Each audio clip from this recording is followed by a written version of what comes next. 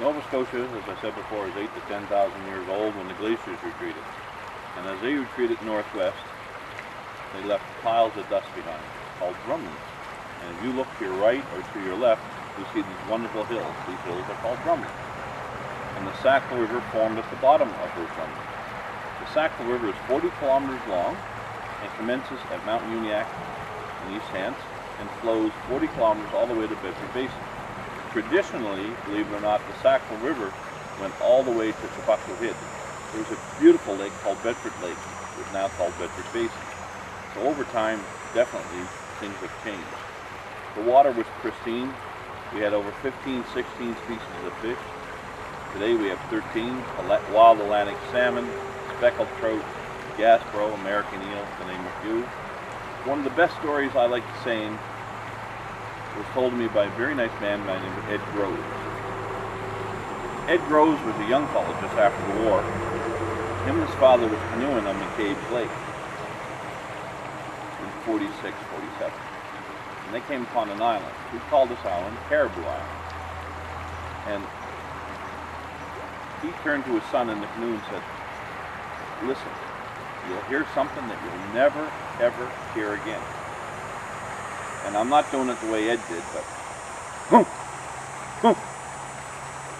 You've never heard that sound before. And out on the seashore of this island walked one of the last mainland caribou. So that means, and I believe Ed to be an honest man, that we had caribou on the Sackville River in 1946. And the last reported caribou in Nova Scotia, of course, was 1912, 1914, Cape Breton. That's my story. We believe before the Europeans, the river supported between 1,200 and 3,600 wild Atlantic salmon every year returning from the ocean. Now if we hit 300, we'll be lucky. And right now our count is at 8. And we concentrate on the wild Atlantic salmon as a biological indicator of water quality. If we can keep the salmon in the river, generally, the water quality is very good. So go the wild Atlantic salmon, so go we. Do you have any favorite plants or animals in the area? I like to hug old hemlock.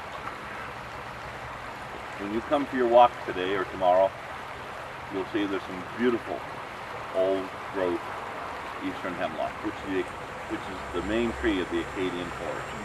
There's 6 old trees. And I challenge your listeners to come up with a list of 6 old trees. We were doing a patrol along the river one day, and we heard this screeching. I looked up, and there was this beautiful eagle. I mean, he was huge, being chased by 2 crows. He had a fish in his talons, and the crows were smart enough to know he couldn't hurt them if he had the fish in his talons. And the idea is to bug the eagle enough that he dropped the fish and fly away, and the crows would eat the fish. Well, this particular day, the eagle dropped the fish and turned on the crows. You've never seen 2 crows fly over it. It was wonderful, and I'll never forget that. Another time, it was the middle 90s, we had a good run of salmon on the river, and down, just like a bullet, came an osprey, and he grabbed the salmon. The salmon was big and got away, but there was the eternal fight of nature, right? Predator and prey. And my salmon got away, but he left hurt. Why do we build a highway there? Why do we cut down that tree? Why is there a community called Sackville? And what we did for the Mi'kmaq, and I'll tell them more than they want to know, and they don't know if I'm lying to them or not, but I will get their interest. And they'll do it in a beautiful, sunny, natural setting, as much as they can, when you walk through 40,000 people.